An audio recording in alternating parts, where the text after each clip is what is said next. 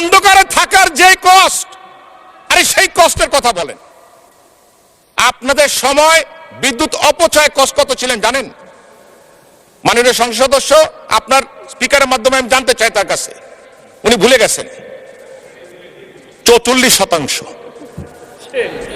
44% বিলের যে দুর্নীতি শুরু হয়েছে, আমি দুর্নীতি বলতে বাধ্য হচ্ছি, এখনো আমি ভিতরে যাই নাই। কারণ হচ্ছে গিয়ে একই বাসায় একই মানুষের কিভাবে 1300 আর 4000 কেমনে বিল হয়, এইটা আমি মানুষ দেখেন, এই বিলের কাগজ ছাড়া আমি কথা বলতে চাই না। জোট সরকারের সময় অন্ধকারে 17 ঘন্টা ছিলেন, উনি বিদ্যুতের দামের কথা বলেন। মাননীয় সংসদ সদস্য, আপনার স্পিকারের মাধ্যমে আমি জানতে চাই তার কাছে, উনি ভুলে গেছেন। আরে অন্ধকারে থাকার যে কষ্ট, আরে সেই কষ্টের কথা বলেন। মাননীয় স্পিকার, আপনার কাছে অনুরোধ করি, আল্লাহর হস্তে সংসদ সদস্যরা বিদ্যুৎ জ্বালানি নিয়ে কথা বলেন না। আমি জানি না কোন মুখে আপনারা কথা বলার সাহস করেন। হয়তো লজ্জা শরমের অধিকার আপনাদের মধ্যে নাই। মাননীয় সদস্য জনাব সৈয়দ সাইদুল হক হবিগঞ্জ 4 সম্পূরক প্রশ্ন। ধন্যবাদ মাননীয় স্পিকার। মাননীয় স্পিকার, এই প্রশ্নের ব্যাপারে, এই সম্পূরক প্রশ্নে আমি মাননীয় প্রধানমন্ত্রীর দৃষ্টি আকর্ষণ করছি। কেন আমার বিরুদ্ধে এইরকম নির্যাতন চলতেছে?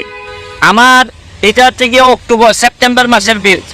আমার এক একটা বিল, এই মাসে বিল আসছে হচ্ছে গিয়ে 3300, এর আগের মাসে আসছে 1300, এর আগের মাসে আসছে 270। এর মানে হচ্ছে গিয়ে নিশ্চয়ই কোনো একটা ঝামেলা হয়েছে, নাইলে আমার ছেলেও নাই, মেয়েও নাই, বউ বাচ্চা কেউই নাই, আমি একটা থাকি আমার পিএসএ নিয়ে বাসায়। আমার বাসায় কেন হঠাৎ করে 1500 আর হঠাৎ করে 3000 বিল আসবে? কারণ বাংলাদেশের এটা শুধু আমার কথা না, এটা সারা বাংলাদেশের বিভিন্ন জায়গায় যেভাবে এই বিলের যে দুর্নীতি শুরু হয়েছে, আমি দুর্নীতি বলতে বাধ্য হচ্ছি, এখনো আমি ভিতরে যাই নাই। কারণ হচ্ছে গিয়ে একই বাসায় একই মানুষের কিভাবে 1300 আর 4000 কেমনে বিল হয়, এইটা আমি মানুষ দেখেন, এই বিলের কাগজ ছাড়া আমি কথা বলতে চাই না। কাগজ আমার কাছে 5 মাসের কাগজ জমা হয়েছে, এই জন্য আপনাদের সামনে দুইটা কথা বলতে চাই।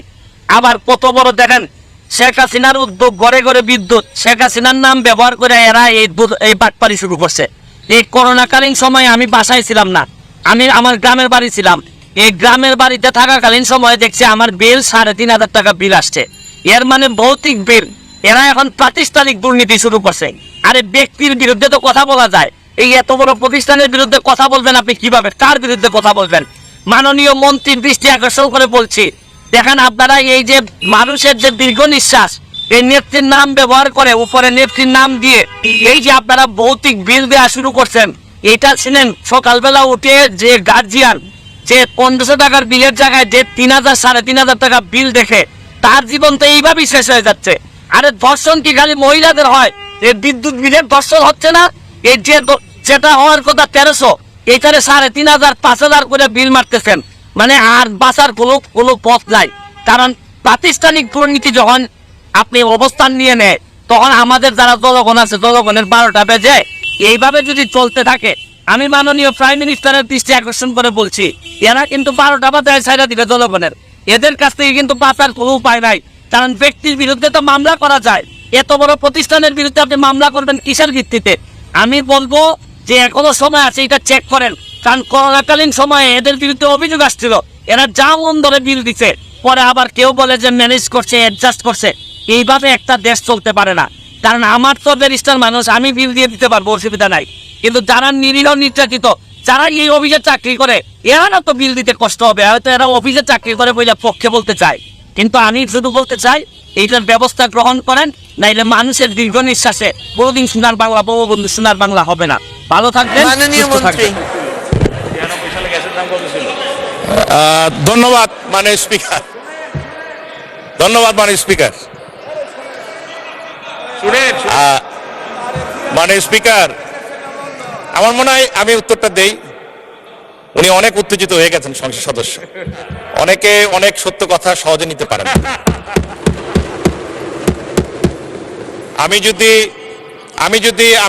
মাননীয় স্পিকার, আমি চাই এই সংসদে একটা সময় দেন, জ্বালানি নিয়ে কথা বলবো। অন্ধকারে 17 ঘন্টা ছিলেন, সকলে মনে আছে। জোট সরকারের সময় অন্ধকারে 17 ঘন্টা ছিলেন, উনি বিদ্যুতের দামের কথা বলেন। অপচয় ছিল, অপচয়টা কি মধ্যে পড়ে? দুর্নীতির মধ্যে পড়ে। 3 বার দুর্নীতিতে চ্যাম্পিয়ন কি খামাখা হয়েছেন তারা? 5 বার। 5 বার। বাংলাদেশ এখন ক্রিকেটে চ্যাম্পিয়ন হয়, বাংলাদেশ উদাহরণ হয় সারা বিশ্বের কাছে, সাফ চ্যাম্পিয়ন হয়, আর ওনারা করেছেন দুর্নীতিতে চ্যাম্পিয়ন। ঘন্টার পর ঘন্টা শেষ হয়ে যাবে মাননীয় স্পিকার যদি বক্তব্য দিতে হয় তাদের ব্যাপারে। কোনো প্রয়োজন নাই, চাল ডাল গম কি দাম ছিল, আরে ভাই আপনারা তো খাদ্যই দিতে পারেন না, গুলি করে মানুষ মেরেছে, আবার দামের কথা জিজ্ঞাসা করেন। আপনারা বিদ্যুৎই দিতে পারেন না 17-18 ঘন্টা, কানসাটে আপনারা গুলি করে মানুষ হত্যা করেছেন। আমার এখনো খেয়াল আছে সাবেক প্রধানমন্ত্রী খালেদা জিয়া গিয়েছিলেন টঙ্গীতে বিদ্যুৎ পাওয়ার প্ল্যান্ট ওপেন করার জন্য, ঢাকায় আসতে পৌঁছতে পারে নাই, তার মধ্যে বিদ্যুৎ প্ল্যান্ট বন্ধ হয়ে গেছে।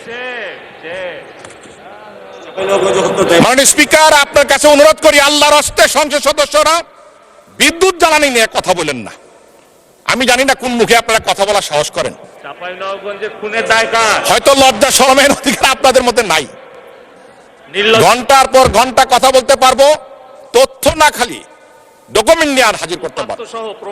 ধন্যবাদ মাননীয় স্পিকার। দর্শক, বিদ্যুৎ অফিসের বিদ্যুৎ বিলের দুর্নীতি নিয়ে এবার সংসদে মুখ খুললেন ব্যারিস্টার সুমন ভাই এবং বিদ্যুৎ প্রতিমন্ত্রীর কার উপর রেখে গেলেন। দেখতেই তো পারলেন বিদ্যুৎ নিয়ে কথা বলতে গিয়ে কিভাবে অপমানিত হলো আমাদের প্রিয় ব্যারিস্টার সুমন ভাই, তাও তিনি পিছু হটলেন না, অন্যায় দুর্নীতির বিরুদ্ধে তিনি রুখেই দাঁড়ান। সত্যি বাঙালি আজ তাকে পেয়ে ধন্য হয়েছে।